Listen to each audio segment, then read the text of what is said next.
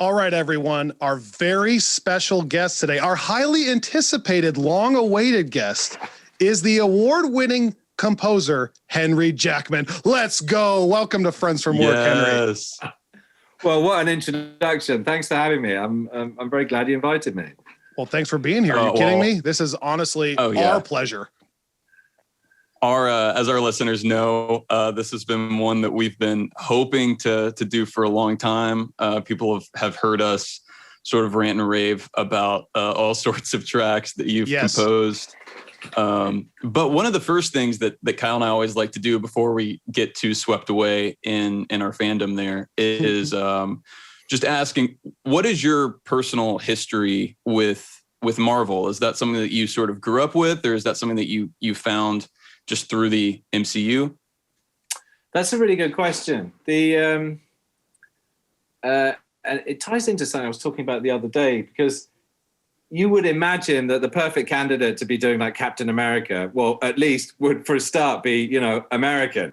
Now I know, the relationships in the UK and USA is, maybe closer than, I don't know, like Indonesia and Canada or something, they're pretty, sure. They're quite related countries. But the truth is, when I grew up in England, I won't bore all your listeners with the sort of, full history of my childhood, but I had I went to a sort of a monasterial 1950s British ecclesiastical boarding school where I wasn't reading, I was singing 16th century European church music and showing up to Lady Diana's wedding in St Paul's Cathedral and that kind of thing, and was not like skateboarding and reading Marvel comics. If anything, I was reading these sort of what would be culturally very different British comics, like the Beano and the completely different kind of comics. But having said so, you would think that that's not necessarily a great background to enter the Marvel universe. But the funny thing is, I think it was in relation to talking about doing the Comey show. It was the whole political thing about Trump and Comey and whatnot. Sometimes it's good to have a fractional outsider in a way to I love.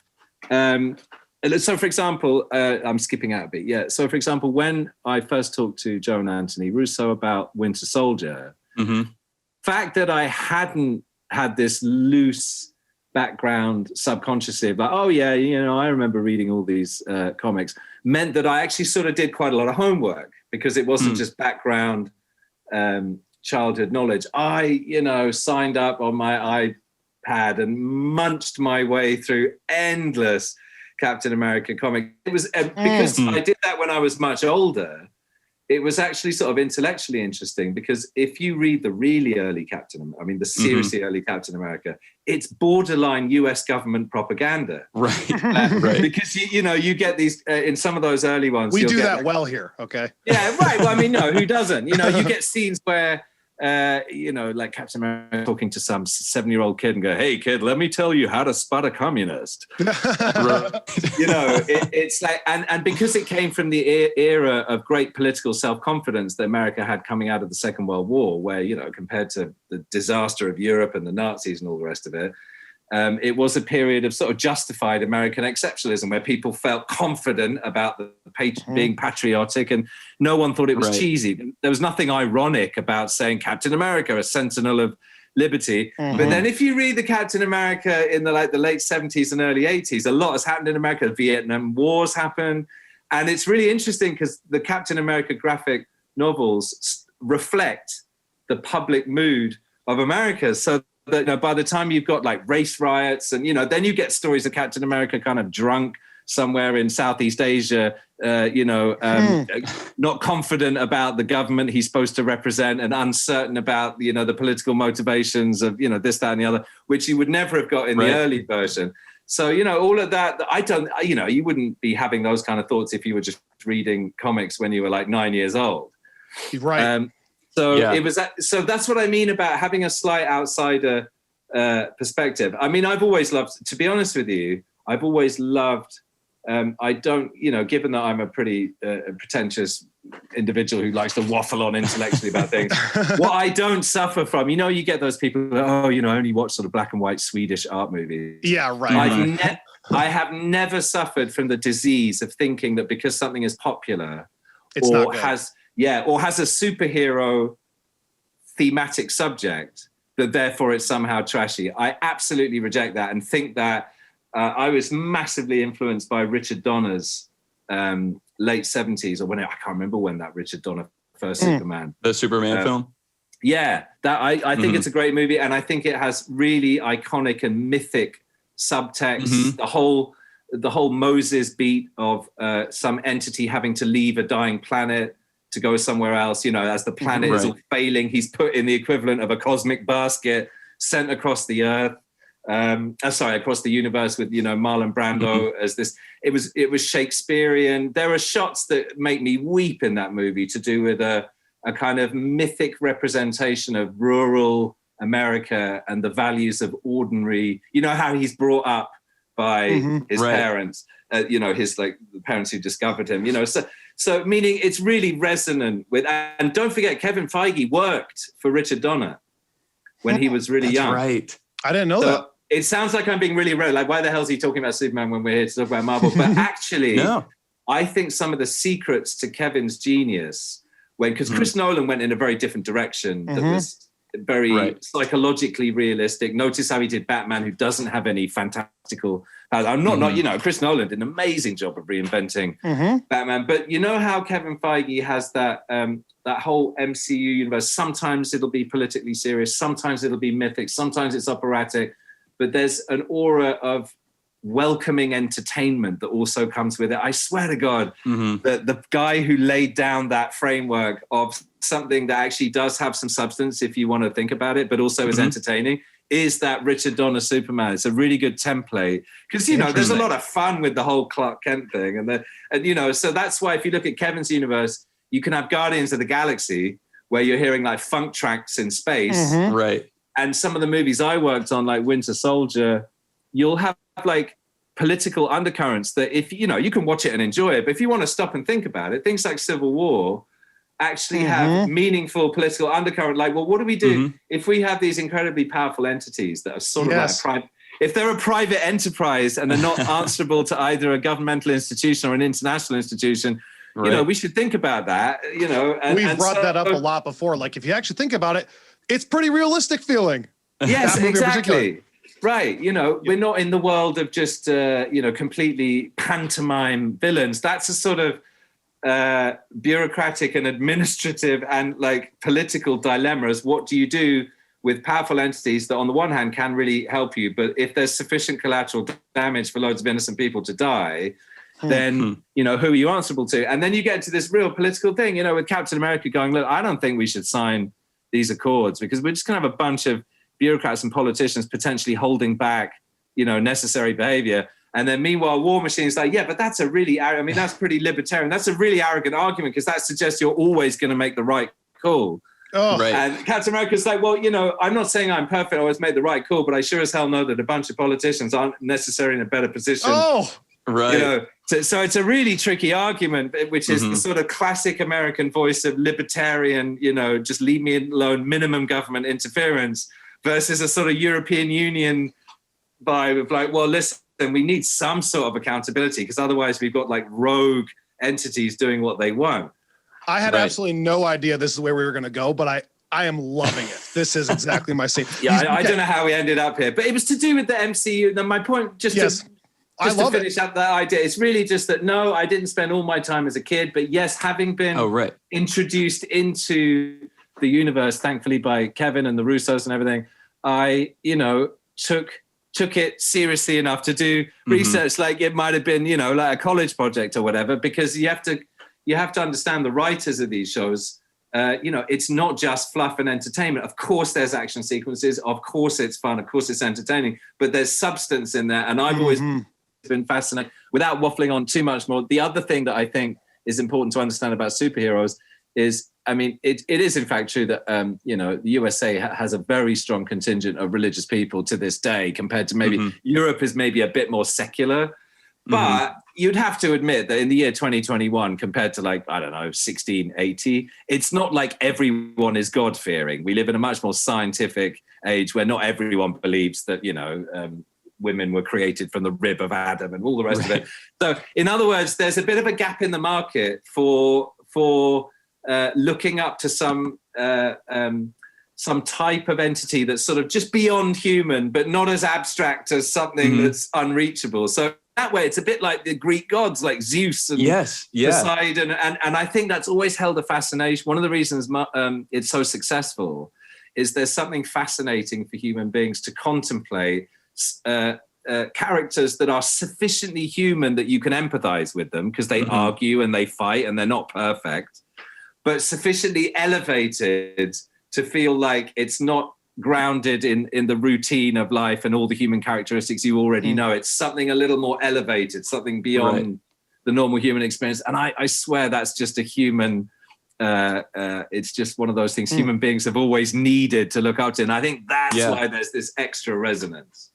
I totally agree. I think we need sort of these myths to connect to and to sort of, to connect to personally, and I think to connect to others through. And I think that's part of what has made the MCU such a communal thing, more so than I think a lot of other franchises. I mean, a ton of franchises have big fan bases, but there's something where I think people really feel as though they're seeing themselves in these stories. They're getting a lot of this sort of particular, it is almost like a spiritual nourishment, not to put too much emphasis on the spiritual of it, but just, I think what you're saying is dead on. And it's a very different look at what a hero is too, I think, because I think if you look back at some of the superhero movies that started coming out there in the later 90s, or I guess really like early 2000s, there was a real emphasis, I thought, on trying to ground things in a very gritty way. And I think that sort of culminated with what Nolan did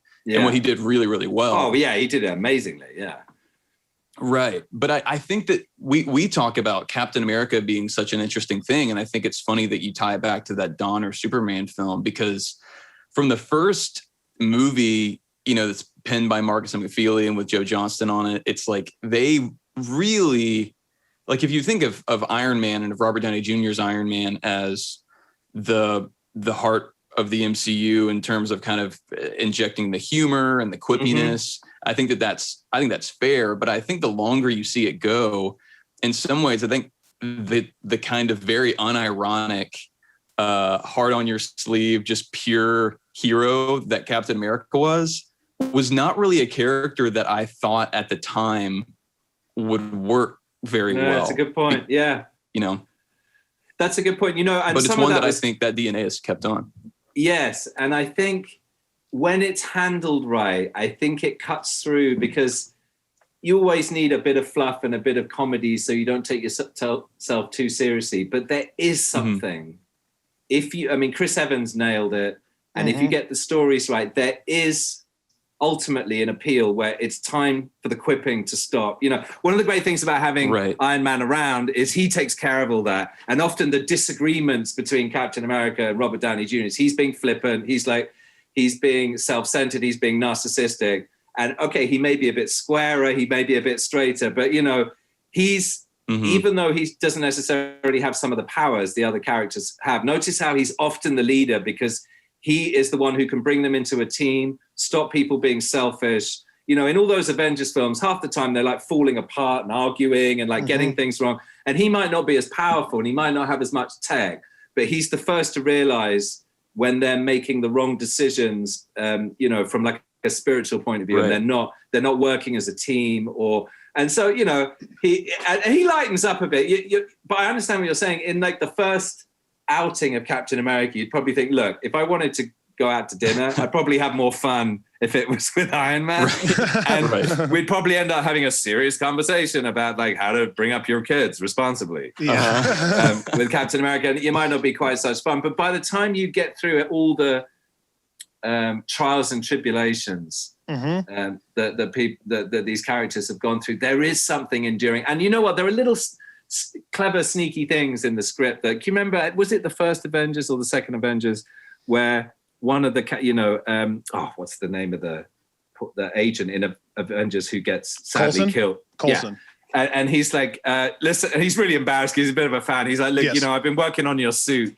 And Chris Evans, Captain America, has the self-awareness to go, I don't know, now it's not the 50s, and, he's out of the frozen ice. maybe it's a little cheeseball to be wearing, having a Captain America suit.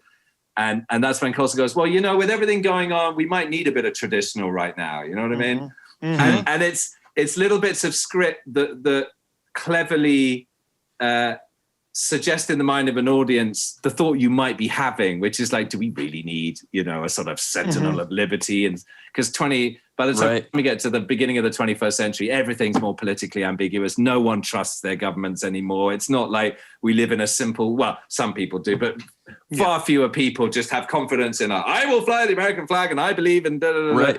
And so to actually lay that doubt into some of the stories, like, for example, have Captain America even himself going, well, I don't know, I'm probably a bit of an anachronism, right? Mm-hmm. And then have one of the characters go, well, I don't know, we might need some of that because everything's gone a bit crazy. It's the equivalent of, you could say, why on earth does the United Kingdom have a monarch? I mean, it's ridiculous. One of the first smart things the Americans did, having got rid of British government and having celebrated their independence, you did all the smart things. Like, okay, let's steal all the common law and all the judicial, all the rest of it. Right. But the one thing, we don't need a bloody monarch. That's ridiculous. But the only reason the constitutional monarchs are of any use is like, when times are crazy and governments come and go and you might get some crazy populist or a crazy bunch of socialists or whatever, it's quite nice to have sort of one figure that actually is sort of eternal and doesn't change. And you can just feel like there's something. And I think Captain America is a bit like that in the MCU. There's a sort of there's something reliable in his set of, and what's interesting about Captain America is he keeps having to recontextualize his basic values and his moral compass. He doesn't always get it right. At the end of Civil War, it gets really tested. But that makes me think of my question I wanted to ask you was, you talked about in doing your research on Captain America, going through some comics and whatnot. You were talking about how he changes over the decades, right? When you got Winter Soldier, I mean, it seemed like the Russos very obviously wanted to take Captain America storytelling wise to a new place too, right? They wanted to make him darker, edgier, start to question S.H.I.E.L.D., all these things we were talking about. Did they task you with doing that as well musically? And then my two-parter with that is, what is it like to work with somebody like take Alan Silvestri's score and have to in some of those themes that he set in place, but then also reinventing?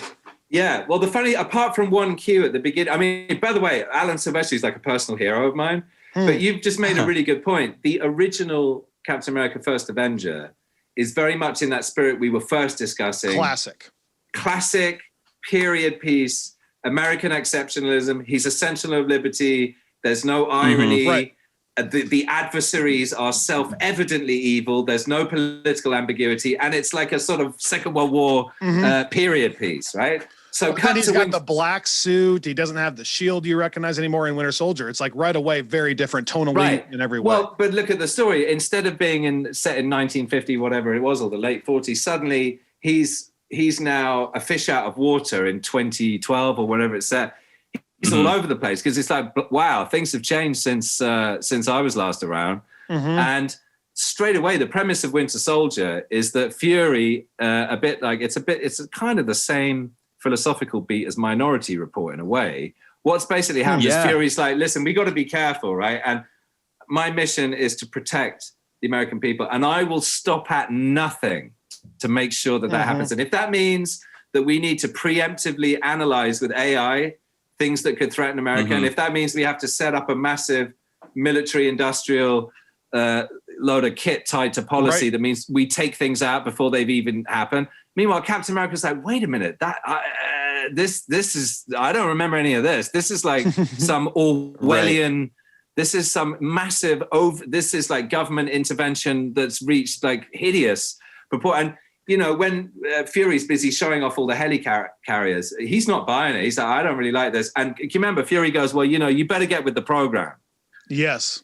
Because this is how this is how things go down these days. And like, having come from where he's come from, he's like, I've only just like woken up and I'm trying to write down in my notebook, I got to watch Star Wars and various things. But meanwhile, this is not the America I remembered. Like, don't you have to commit a crime before, and don't you have to have a trial? And, like, what's all this? So the world he was in and the kind of action you get in it is so different that apart from one Alan cue right at the front. There's like a one cue that works from right in the mall Avenger. there at the beginning. Yeah, right at the front. But apart from that, it was impossible to use any of the material for them because it just doesn't land. Not because Alan isn't a genius. Alan's a total genius, but because the tone of the movie, the situations that he's in, and the movie that the Russos were making was wildly different to the first one. So having put the flag in of that first cue in Winter Soldier that takes off from where Alan last left off. That's it. There's no more DNA from any of that. Everything after that is all new DNA. So that was, I mean, and when I did I did a Predator film where I did the exact opposite. I have so much. Predator's one of my favorite scores ever, and Alan is in such high esteem that I deliberately wrote themes in this peculiar octatonic scale so that precisely I could still use the DNA from the original. That's cool. But so, you know, when I really want to, I'm in a hurry to use things as and when. But in the case of Winter Soldier, after that key, that was it. It was all new DNA. I want to ask you a dumb question too. Yeah, go on. Okay. I've always wondered this. Okay. I don't score films. When you get a project like that, or Falcon and the Winter Soldier, like you just had, do you get to write to anything visually, or are you just scoring it and then giving it to them and they're editing it with your score? Do you see what I'm saying? Which one's first? No, of course. Well, if you're lucky and you have a lot of time, you actually have this beautiful early period of creative space where you can write music like away from picture, which is a real luxury I always do when I got the time and I really care about things, which is basically everything I do. You have a script, you have enough footage, and it's really useful just to write a standalone. For example, if you listen to the score of, the soundtrack for Winter Soldier, the track called Winter Soldier on the soundtrack, and the track towards the end just called Captain America. Those are like the original long form suites that I wrote away from picture, whereas some of the cues are heavily influenced by that and their rearrangements, but there were these original long, almost like soundtrack ready, versions so that I love having an initial period. Now, when it comes to the real detail, once you get a really good cut of the movie, every single cue is specifically and, meticulously written to picture. But, which is one of the reasons I love movies. TV, there's very often not enough time. Not actually, the Falcon Winter Soldier show doesn't really count as regular TV because we had loads of time. It's a big artistic project. One of the great things about movies, is that thing where you have time, because I would write those suites and I played those suites to the Russos before we even got into any discussion about any specific cue. It was like, hey guys, I'm going to play you a Winter Soldier piece of music that is so radical that I think there's only going to be one or two reactions. You're right, because I don't know if you know that. The Winter Soldier. Yeah. Oh yeah. Right. It's pretty badass. There's a lot of weird noises at the front. It's all sound design. I basically, because I knew that they were brave, I took the attitude. I've written a lot of adversary themes for superhero. Even Magneto was pretty cool. But it was like, look, instead of just having a straight up orchestral thing, I might as well go down in flames if I'm going to go down. Why don't I? Because Winter Soldier is basically like a RoboCop thing. You've got someone who you love, like Bucky, but he's stuck and he's tormented and he's like robotized and stuck. So it's like a tortured human soul. I spent ages creating, that noise that kind of goes like. That's what I was going to ask you. Yeah. Specifically, what is that? What is that? Right, I'll get into that. Okay. Sorry. My point is, if you listen to that, there's not a regular orchestral theme for about 4 minutes. There's more influence from dubstep and drum and bass and electronica and all kinds of shit in there before you, excuse my French, all kinds of stuff before you get into the more orchestral stuff. So I thought, why not? I might as well start there. And if they go, hey, we really love this, but maybe we could focus more on some of those more orchestral elements that come in the end. So anyway, I sit them down, turn it up really loud and go, listen, let's not worry about the movie. I've written a piece, right? And it's my vision of it. I think this is the sound of the Winter Soldier. Here we go. Hit spacebar, turned it up really loud. And there was a bit of a deafening silence afterwards. I thought, oh God, I hate it. And Joe was like, I absolutely love it. And I was like, thank God for that. And he goes, and here's the thing. What I don't want is we hear this first piece. It's radical. It's Winter Soldier. It sounds like nothing I've ever heard. And then somehow when we get into the movie, it all gets like watered down. And then when we they say, I want to be like, whatever that crazy scream is, I want to hear that. Whatever that kind of mad horn thing is, I want to hear that. And he was so brave. He's like, okay, you know, the second half when it all kicks in with all the percussion and everything, just grab, and we were at the studio, so just grab that. And he picked a scene. He's like, just chuck it in over this scene. I was like, well, hang on, Joe. I think if that's going to be a bit much. I think for that scene, I'd maybe use, you know, like the front part where it's all like atmospheric. And he's like, no, I know what I'm doing. Just take the most radical bit of all and chuck it. That's just going to be like way too full on, you know. And so the music editor, and he just in real time, he was just thinking of scenes, going, pick it up. And no, from this bit here, try using that. And he's like, oh, I love it. He's like, obviously, you know, you got to arrange it more to picture. Right. Yeah. So that worked out really well. Now, obviously, I don't think it's the very first thing we played Kevin, you know. It's just like, hey, Kevin. So, you know, this, you know, I mean, Kevin's open-minded, but I think we made sure Kevin heard a few, you know, Captain America, heroic type cues. Otherwise, he'd be like, right, so what's happening? Captain America, was it turning into like a sort of mad underground electronica dubstep thing? But, you know, it works. People now, when you hear that, right, so I'll let you know how that went down. Please do. What happened was I was obsessed by the idea. It's one of those things that only works with a hell of a lot of work. It's something you can think of conceptually, but until it sounds right, it's going to be terrible. So I said to myself, I don't want something super melodic. I want something so iconic that it really is just like one note bending into another note. When you hear me do it, like, you know, on Zoom, it's terrible, right? It's just this noise. But the idea was this noise needs to be the sound of, you can hear that it's human, right? It doesn't sound like a violin or any kind of instrument. Right. You can hear that the origin of this sound is human. You know, it's like a wail. It's a kind of cry. But I'll have to fit and time stretch it and mess with it a lot with all the skills I learned in making, you know, drum and bass and all the rest of it, so that it's mangled. You can hear, and I want to spend so long on this sound that in this one sound, it literally describes so much about what the wind. I mean, obviously there are notes and melodies and motifs and everything, but just in this one sound, I want the audience to feel terrified. It has to feel ghostly. It has to feel haunting. You have to know that it is humanoid in derivation, but like mechanized in its execution somehow. It's like, okay, well, that's a pretty tall order just for one kind of groan. So my very good composer friend, Dom Lewis, he's actually a very good singer. I said, Dom, it sounds a bit weird, but can you hang out with me for like 2 hours to do some singing? I said, now here's the thing though, it's not like singing, you know, I mean, he can sound like Justin Timberlake if he wanted to.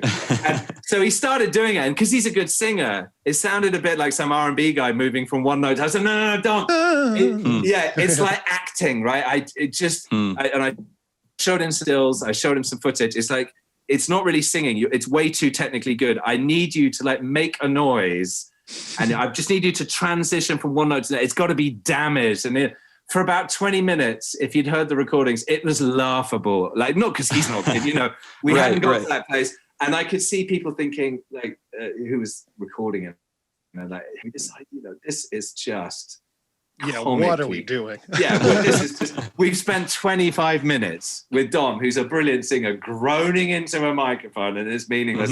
I said, I swear to God, just stay with me. And suddenly Dom, to his enormous credit, not only was he a great singer, I managed to talk to him enough, director-wise, you know, he was enough of an actor to suddenly fully understand he needed to be in pain and use his voice just to get, you know, I gave him the notes and everything, but he found this like acting place, as it were. And suddenly 3 popped out of him that were like, that's it.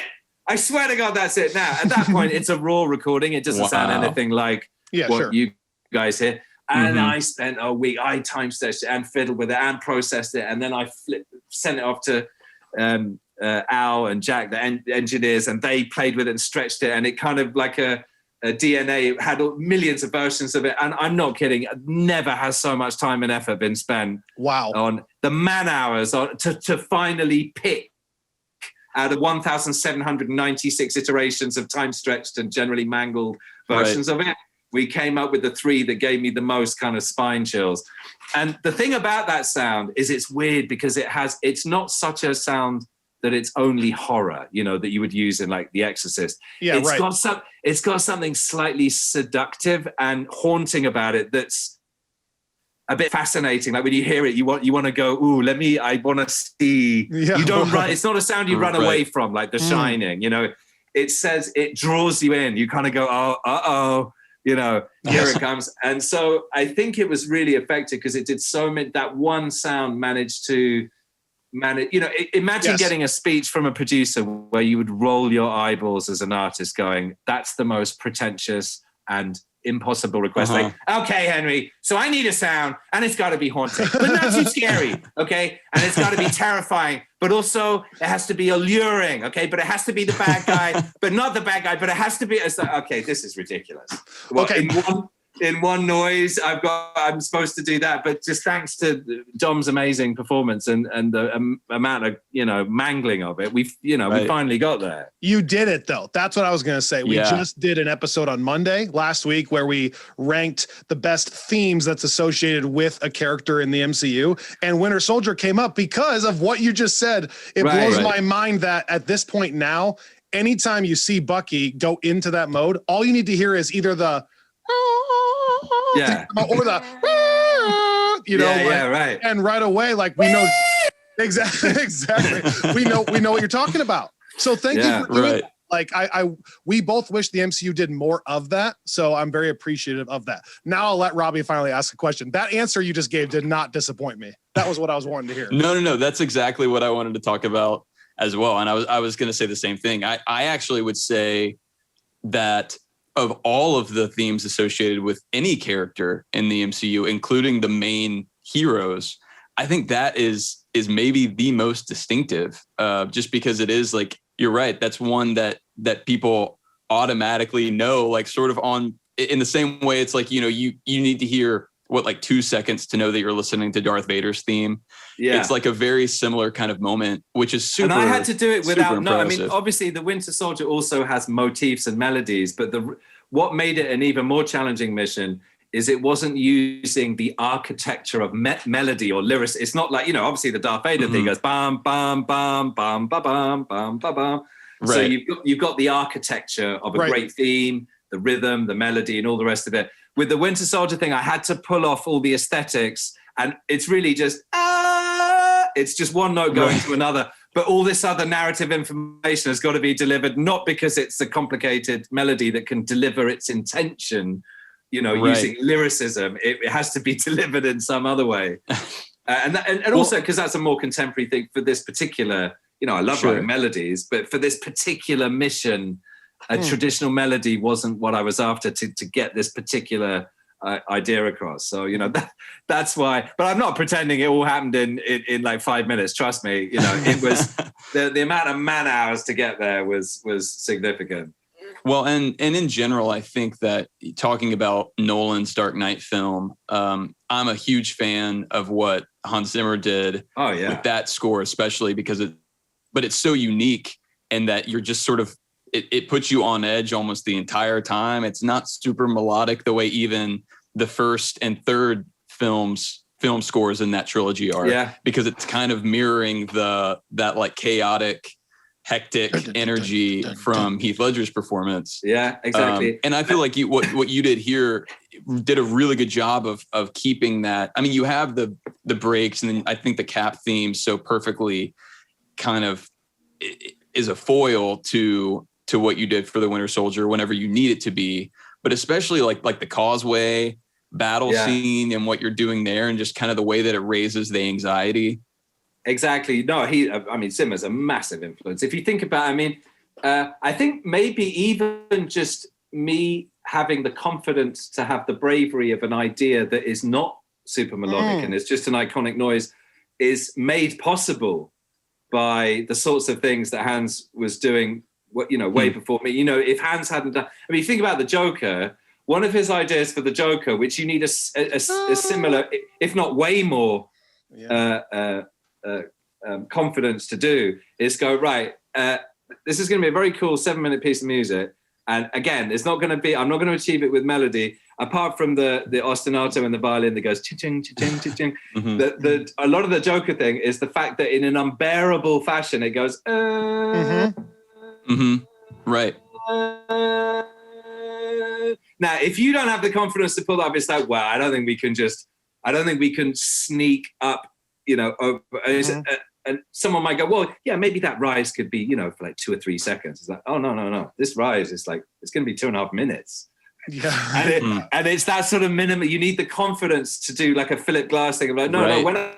When I say that the bend is going to be the unbearable tension of the Joker, I'm doubling down. I mean that this bend is going to be the longest bend you've ever heard in your life. It's like, oh wow, okay, so you're serious, right? This thing's gonna, and of course you put that in the movie, and you're like, oh my god, I just feel like I'm going to explode. It's like, well, that's because someone's had the imagination and the confidence to double down on a conceptual idea that isn't necessarily made out of melody and the lyricism inherent in melody, but they've committed to that idea so heavily that it's devastatingly effective. But you know, you need some confidence to do that. And he was, Dark Knight, when was that? 2008?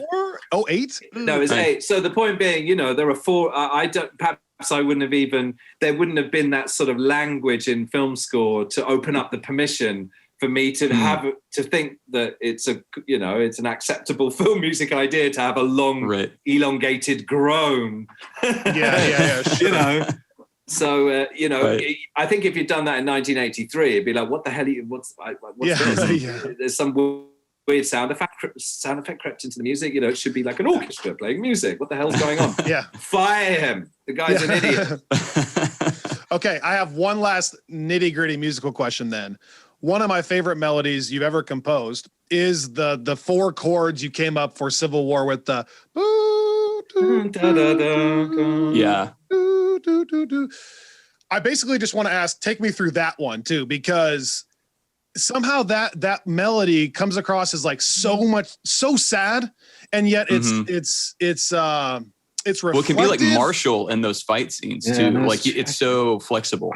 I'm going to see if I can migrate without the reception falling apart. It's just, it has so much dimension to that. And then I can kind of bring this to current time by saying, I love that you worked that in multiple times in this most recent show. That's yes. It wasn't just a Captain America versus Iron Man type sadness. It was also like, you would just subtly hint it under Wyatt Russell saying one line that was kind of sad, right? And then all of a sudden we're immediately brought back to that same feeling. Yeah, here we go. Yeah, well, I'm just. This is unbelievable. I have done so many things. Hey, by the way, we should talk about the Falcon. Just before I know this is really annoying because you've just asked me a legit Civil War question, and while I've got it in my head, I'm gonna just do something else. Yeah.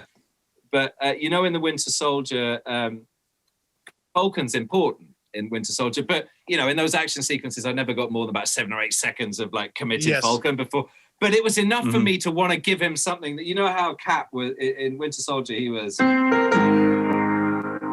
Yes. Oh gosh. Yep.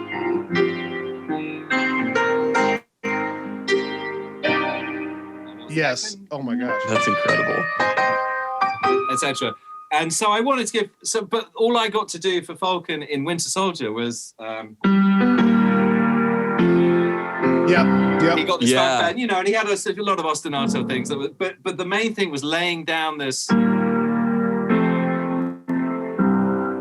And for musicians out there, it's like a 3-4-1 sing. And the reason I did that, I thought, just in case, I love Falcon, and I didn't know what was going to happen with it. Oh, interesting. Wow. But notice how the Cap thing is. It has a sobriety, right, and a little bit of tragedy to it.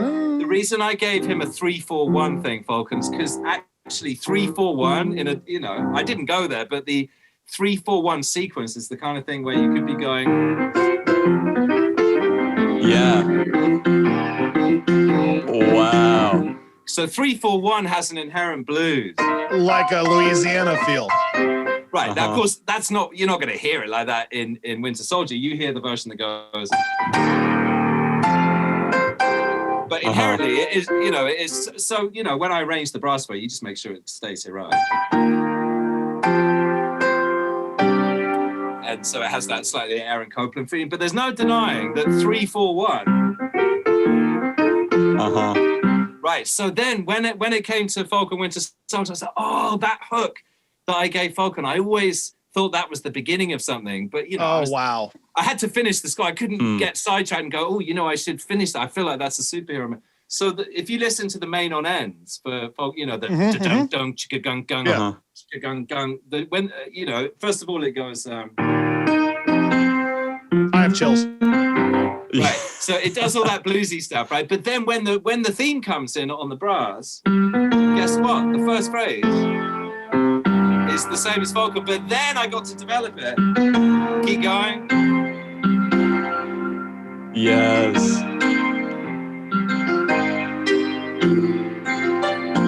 No, wrong chord.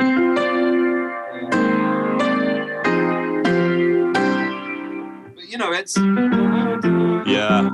except because it was the main on ends, I wanted to give it so it doesn't sound too classical, so you can feel the Louise. Anyway, I just wanted to point that out because it's a good example of, instead of just starting from scratch, having the intellectual coherence to go, well, wait a minute, he didn't come out of nowhere. It's just you've got to keep writing.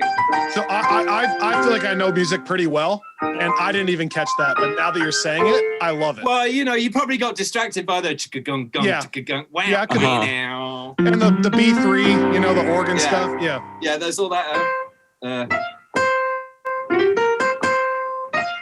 Okay, but also show me Civil War now. That's the. I need to hear that melody. The thing with Civil War, I think the idea behind it was one of the quickest ways I thought. The general background to Civil War is it was a bit less techie, than because it was a bit. By the time you get halfway through that movie, it's a bit more Clash of the Titans, a bit more mythic, gods versus gods. Right. So I opened up the orchestral flaps a bit more and slightly, pushed down slightly the more techie stuff. And the other secret I thought to Civil War was, and the guys did a great job, the Russos in it's one of our favorites, by the way. Yeah, coordinating it. The trick is it's a mini Avengers film. You've got, I say mini. What I mean is it's a bigger ensemble. Yeah. It's an Avengers film that there are loads more people on screen. Now, intellectually, my pitch was the biggest way to ruin this movie and to do the opposite of what music should be doing is, it's a bit like mathematics. If you're any good at maths, your lines of working should be the least amount to get to the answer. You don't want, hey, look, I did like 16 pages of working to get to the answer. So, well, you're an idiot. You could have done it in 5 lines of working. What we don't want is every time you see a character on screen, you get the theme for that character. That's not it's just film too score. much. Well, and also, you're not telling a story. That's not telling a story.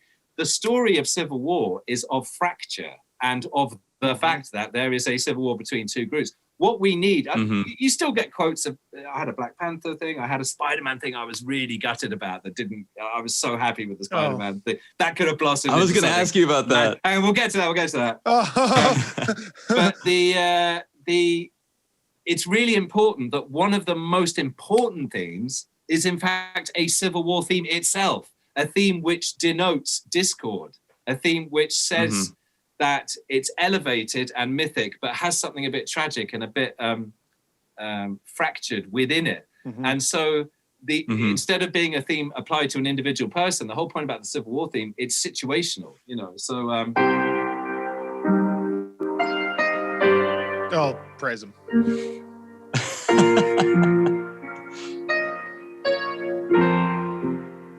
So there's actually some inherent, I can't even remember the next bits. So I've been doing so many other bits of music. Let me see if I can. That's all you need, though. Yeah, but hold on. That's annoying that I can't remember it. Because it had this chord. This is incredible. I can't. Anyway, the point being that it's inherently somewhat formal in that the chord sequence. What is that? Especially with the suspensions, C minor going to a sus on the dominant. Yeah. Meaning it's not quite. I mean, Beethoven would have gone. Yeah. Okay. But, you could imagine a. Yeah. Okay. It has roots in. It could be. Wow. It's something that, unlike a 3-4-1 thing, inherent in this shape. Yeah, Yeah, but I love that you put the emphasis on that melody by making it more simple. So like when you build in the actual tracks of War, you have the bum bum bum bum dun dun dun dun dun dun dun dun. Oh yeah, so that. But then all the way to the bum bum bum bum. Yeah. And emphasizing it instead of subdividing it. Yeah. Even that ostinato is a little bit classical as well. I can't quite remember what it was now. Yeah, and especially at the end when they're fighting. But these kind of ostinatos are a little bit stolen from like Austro-Viennese, like. Right. But I just mean to put the emphasis on those notes when you finally get there by not subdividing. So just wah, right. Wah, wah, wah. Exactly. Man, I feel that. Yeah. Like when that hits me, I feel that down here. Well, the other thing the thing that isn't classical in the harmony, if it was really strict classical chords, it would have gone. And then, yes. The fact that it goes, what makes it modern is having done the first one. That's actually harmonically a bit severed from the tonic root of C minor. So it's like, ooh. In other words, like the first sequence is in C minor, and then the chord after that is B flat minor, which is a bit incorrect, meaning the whole thing's collapsed downwards. So, I mean, that sounds a bit technical, but what it means, the feeling is it's a lot safer if you were to go, if I was just to go, you kind of know where you are, but if it goes, it feels like the tragedy of the situation is like plunged down again. Yeah, I can't remember what I did after that. Sorry, I've lost half our audience at this point, but I don't even care. Now, I remember the fight at the end, I was getting really classical. There was lots of like... there was all that sort of ostinatos going on. This is... and that's they love that. At the end when it's just on the piano. Yeah. Well, Henry, we talk about actually that's one of our favorite things about music and the themes is when they're versatile, when you can use them in the fight scene, but then like what you're saying, you strip it down, you slow it down to just chill piano, and all of a sudden it's a totally different feeling. It's heartbreaking. And Alan actually does that amazing. The Avengers theme is the most pump up thing you've ever heard, but then at the end of Infinity War when he plays it just on a piano, it's like depressing. Yeah. Same well, notes. I mean, Alan, the man can do anything. That is one of the most fun things about, how you go about. For example, yes, at the end of Winter Soldier was a really tragic thing. But, there's other ways of playing it where it feels like, oh, yeah, time to suit up. Go get the shield. We're off. Literally time to suit up, isn't that the track? It just depends how you harmonize it. The other thing I really liked on Civil War was the whole kind of Zemo-y, thrillery, Yes, that was the other thing we had to ask about. Those were the three things we were going to ask you, Henry. Winter Soldier theme, Civil War, and then we got to talk about the Zemo thing. The Siberian Overture, I think. It had this really spidery, for serious geeks out there, like 20th century, the harmony is sort of interesting, right? Alan's great at this. I mean, you only got to listen to Predator. What I was proud of, how Zemo is very manipulative.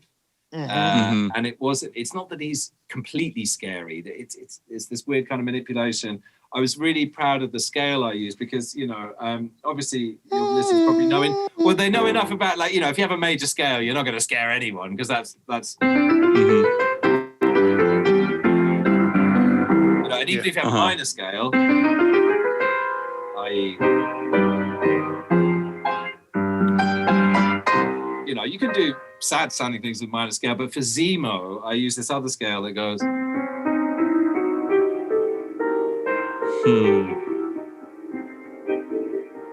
Which is a lot more like, ooh, hang on, I don't quite know where I am. So that's why the harmony and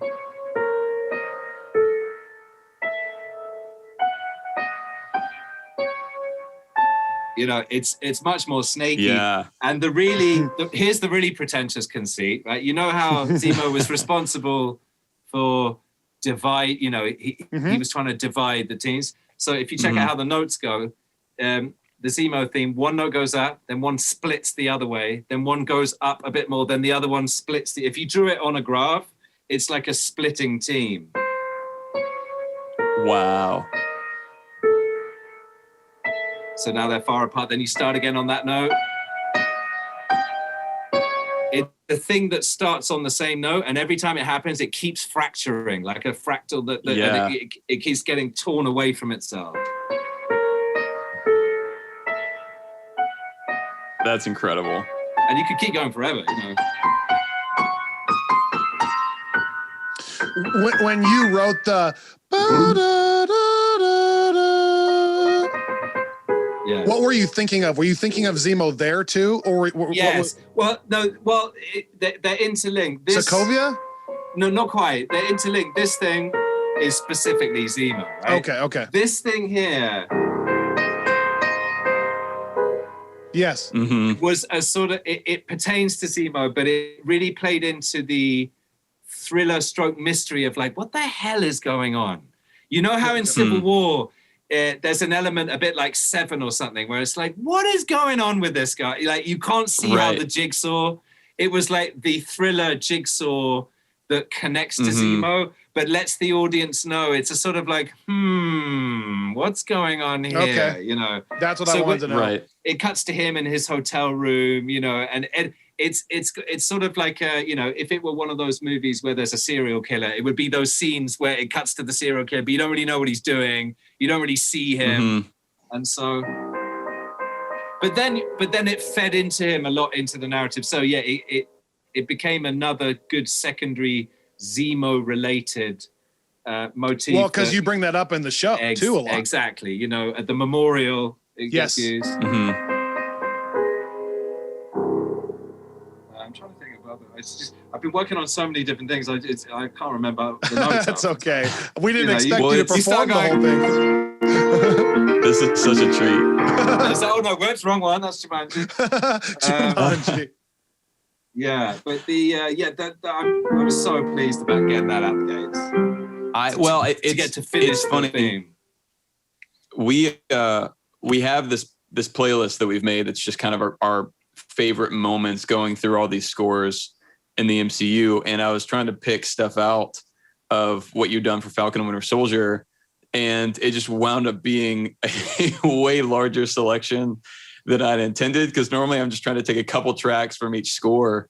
But I just thought that you did such a beautiful and really interesting job of taking seeds from Winter Soldier and Civil War and using them in ways that I had never expected. I mean, Kyle and I were so excited to see that you were on the Falcon Winter Soldier project, because we always talk about one of the things that we sort of mourn sometimes, particularly in the early parts of the MCU, are that there was, you know, because composers would come in and different folks would take over. And sometimes like there were moments where you could have had not the exact same thing, obviously, but maybe something of a call out or a little homage. So we were so excited to see such a clear way to maintain that connective tissue between the Captain America franchise and this new stage. But I was so curious coming into this. Did you always know exactly sort of how much of that you wanted to pull over? I mean, we talked about the Civil War theme showing up, that Siberian Overture theme showing up. I think reading the scripts, clearly everyone's in a different place. Bucky's a civilian. He has Winter Soldier, you know, outbursts, but, you know, his journey is one of redemption and of making amends. And, you know, Sam's on a massive journey. Then we all, you know, and it ends up in, you know, as a whole new future for the franchise. So I think there were, even though situations are different, I think I knew even reading the scripts, it would be extraordinary if like no material could come across. But I think I might have been pleasantly surprised as the actual episodes started to come together and as you started to like drill down into the narrative and go, oh, you know, this is cool. This could be a civilian Bucky extraction from a Winter Soldier motif. This could be, you know, the sort like of that Nightmares track. Yeah, and then the division between the team, you know, Walker and Battlestar, and the epic fight that's now starting to happen has some of the mythic split tendencies of the end of Civil War. You know, maybe it's time to get, you know, that can come out. You know, I think as the show went on, and having secured the new material, you know, for Flag Smashers, and having got the Louisiana Hero and Sam and the ultimate like new Captain America tune out the door, I think I was surprised at it maybe ended up having more modulations of things like the Zemo theme, the Civil War theme, the Cyber, more than in a good way. I was pleasantly surprised for the same reason. It's much more intellectually satisfying.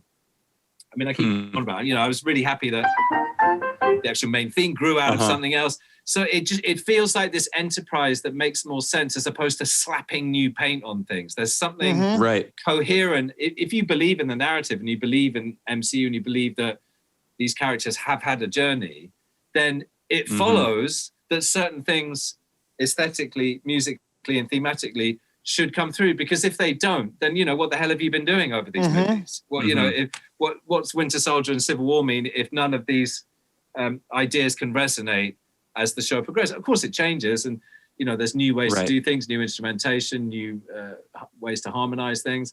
But if anything, I was pleasantly surprised. It was more than I might have imagined, you know. So I thought it was great. And you're right. I mean, you know, people sometimes like to know, oh, you know, why isn't there more of that? But, you know, you don't want one person doing all the music. You'd get bored. At least, you know, between Winter Soldier, Civil War, and this show, and perhaps moving into the future, this sort of particular set of characters have reached a point where I think, you know, even people who aren't like crazy fans of MCU like you guys, you know, I think they start to know what the Winter Soldier feels like in terms of sound. And, you know, it starts to become, even if they can't articulate it like you guys can, I think audiences start to recognize that musical, consistent narrative that accompanies the characters, not without even being conscious of it. You know, it just adds an extra layer of coherence to it, which I think, to your point, it is a good thing. And, you know, sometimes I guess it could have been exploited more. But you know what?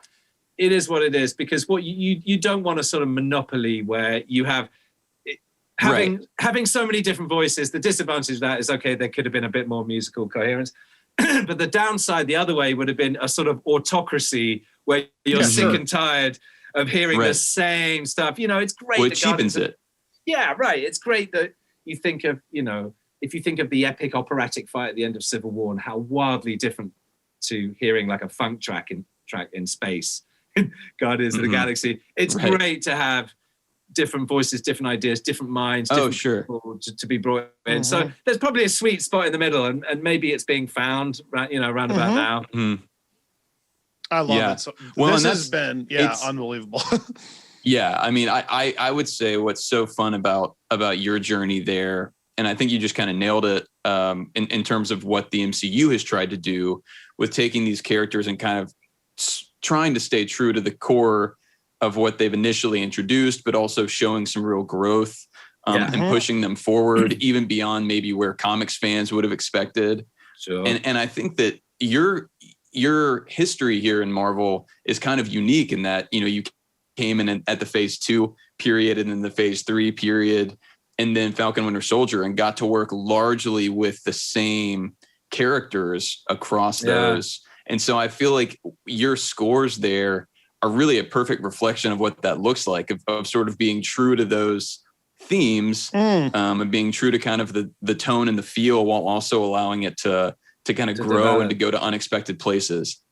Yeah, no, that's a good point. And I mean, I think one of the key successes to them, I mean, I don't know, think how many people have had the thought, wouldn't it be great to have a movie franchise that just churns out endless movies and could be amazing, you know, and hardly anyone succeeded. I think the reason Kevin succeeded is he's so passionate. He never thinks of any movie as churning out anything. He loves all of them. He's a fan, as well as being an amazing executive. He's never lost that basic fan type experience. Which That's is such a good point. Right. Because, you know, once the billions of dollars start flying around, some lesser people become over influenced by like corporate responsibility and lose the you know, it's almost childlike. I don't mean childish like juvenile. I mean, it's untainted by cynicism. Yeah, exactly. Right. He's still, Kevin has that in spades and has natural instinctive reactions that are the same as an enthusiast, as well as all his, you know, executive skills.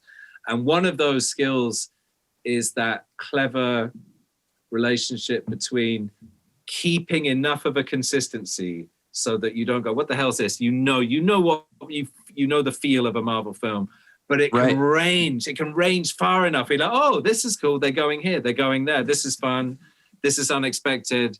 This is controversial, or this is socially relevant, or whatever it is. There's enough invitation from directorial voices to bring new things in, to bring composers in. There's enough consistency with the left foot, and there's enough exploration with the right foot. Yes, to create this. It's a weird balance. It's an amazing balance, because otherwise, you know, the reviews start going, oh, I see. So we're just knocking out another thing by the numbers. Right. I feel I've seen. But then the other criticism is like, oh, this universe is a mess. You know, they jump from one movie to the next. I wouldn't even know it's related. The holy grail of establishing an overall set of atmospherics for a universe, and yet having enough room for maneuver that you can get things as disparate as a raccoon having a fight in outer space, bantering, and then you could have a scene where where Sam Wilson is being told by Isaiah Bradley that they'll never let a black man pick up the shield, and even if they did, no self-respecting black man should even pick up the shield. That sounds like, surely that doesn't exist in the same year. One of them sounds like a, you know, like a sci-fi like one of them, something. Yeah, one is a sci-fi. One sounds like a socially important film that, you know, is a totally different kind of film that would probably gross less. It's like, no, here's the big surprise. All of those are under the Marvel. Those two scenes land with people, and people love and appreciate both of those kind of scenes, and they're all inside the Marvel umbrella. And, you know, I'm sure there are a few critics, but I would say in the main that people have reacted extremely favorably to the idea that Marvel, whilst staying entertaining, can pursue, without being, you know, a polemic, heavy, you know, sledgehammer, without lecturing everyone. They've managed to incorporate topics that are, you know, socially relevant without patronizing people. That's because even in the two examples you just gave, like in the Isaiah Bradley thing, in the show, they still find a way to work in some humor. And in Guardians of the Galaxy, they still find a way to work in the heart, like when his mother's dying. So like somehow it's still, I think you said it best, like to us, it always comes back to, this feels like Kevin's passion project. It doesn't ever feel like he's doing it for money. Even if he is, because he's making a ton of money. That's the secret. And that's why so many other people fail. That's why so many other people fail, because the more money that starts rolling in, the more you would think the thing to think about is money. But it isn't, because the money is actually an energetic consequence of the artistic passion that is, and it's connecting with so many people. And Marvel's learned that if you let Kevin do his passion, the money will follow. Like WandaVision is the biggest swing ever. But at this point, you might as well let him try it. And then it ends up working well, and the money's going to follow if he does what he cares about. Exactly. Imagine being in a meeting where Kevin, I mean, there's no one more important than him, but, you know, if Kevin went, hey, listen, I've got this crazy idea to do X. I mean, who amongst us would go, yeah, so that's not going to fly. That's a terrible idea. It'd be like, well, you know what? I think the track record of this guy is such that whilst I can't quite see it yet, let's just wait and see where this goes. And then sure enough, like, you know, 18 months later after debate, or whatever, 2 years, you go, oh, wow. Yeah, no, I totally see it. This is just pushing it in a new direction. But there's no sinners, whilst, you know, the guy's got a sense of humor and can be self-effacing, and is not, you know, he's perfectly capable of ironic self-reflection. There's a sort of fundamental sincerity. And I don't think you can succeed at the level he succeed without. And I say Kevin, you know, there's Victorian, you know, there's more than one person, but fundamentally there's some, you know, energetic impulse that started this whole thing, and that has not become in any way jaded by the consequences of it. And, you know, long may that continue, because I think, you know, once that disappears, inevitably, you know, you don't quite know why if the decisions aren't underpinned by the passion, then you have to start rooting for, you know, focus groups or statistics or you know, and then, you know, you can still make a movie, but, you know, suddenly Rotten Tomatoes is probably going to be like 53% at that point. Yeah. Well, I have one more quick question about the past, and then one quick one about the future, and then we'll let you go, because I know we've already kept you a bit here. This is way longer. Yeah, I love it. I know that our listeners won't forgive us though if I don't follow up a bit on that Spider-Man theme that you were hinting at there from Civil War, because that's something that I've wondered about. I've had conversations about. I can't even remember it. Yeah, because you had the introduction to Spider-Man and Black Panther, technically. Yeah, I only had when he's swinging on the right. There's only a couple of really massive outbursts of it. Right. I put myself in that because hold on.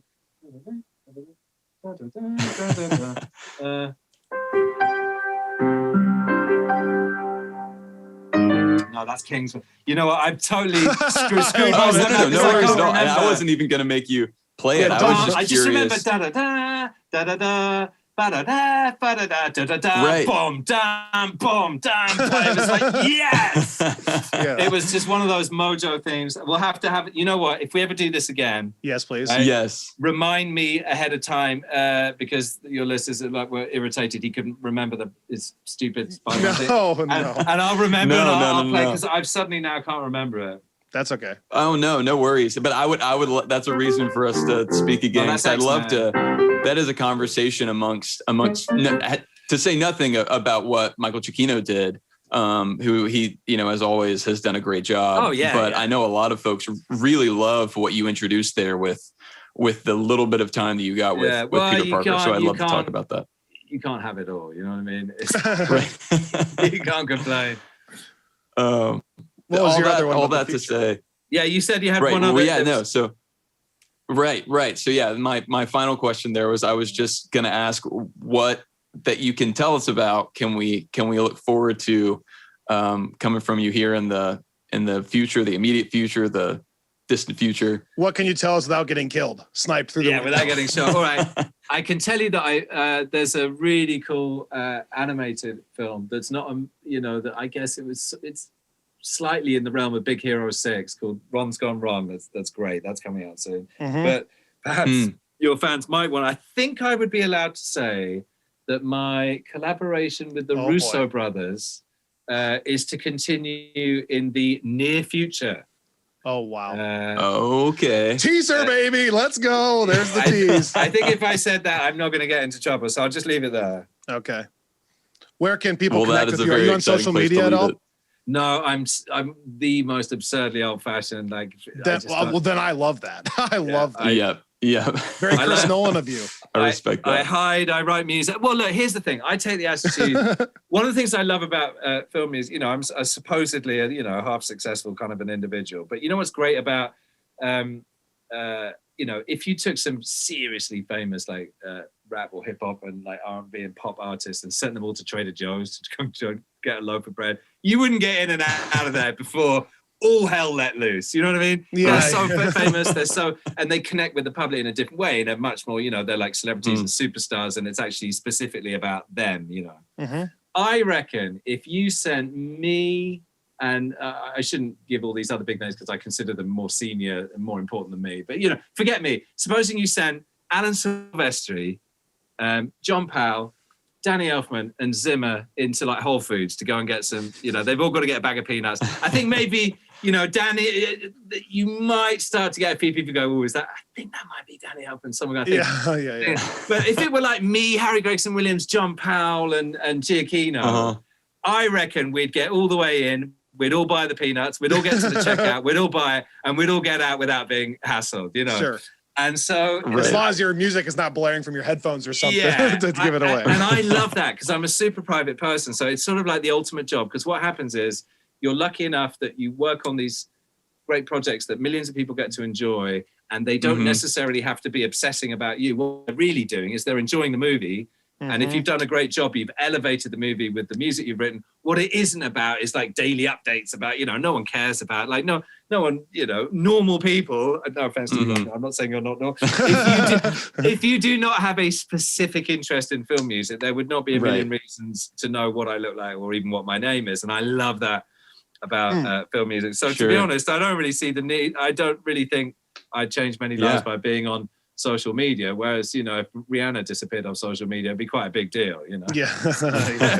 The most important thing I do is do the music to the movies. As long as the music is in the movies and, with good. More specialist things like we're doing, you guys have, it's like a more specialist interest in it. Any kind of more general public stuff, I honestly can't see the value in it for other people, let alone me. Sure.